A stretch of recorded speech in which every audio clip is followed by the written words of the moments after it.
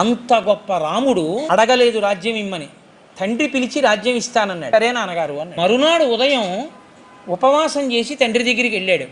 మొదలు నరికిన చెట్టు ఎలా పడిపోతుందో అలా పడిపోయి ఉన్నాడు దశరథ మహారాజు.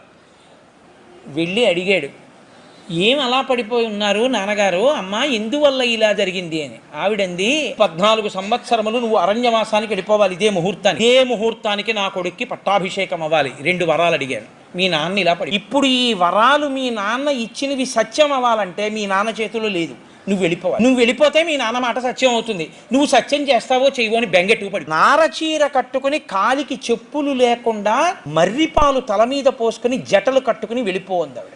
ఆయన అన్నాడు, అమ్మ నిన్న రాత్రి రాజ్యం ఇస్తానన్నది నాన్నగారే, ఇవాళ అడవికి వెళ్ళమన్నది నాన్నగారు చెప్పింది చేయడం నాకు ఇష్టం, కానీ నాన్నగారు రాజ్యం ఇస్తే ఇష్టం, అడవికి వెళ్ళమంటే ఇష్టం కాని కొడుకుని నేను కానమ్మా అన్నాడు.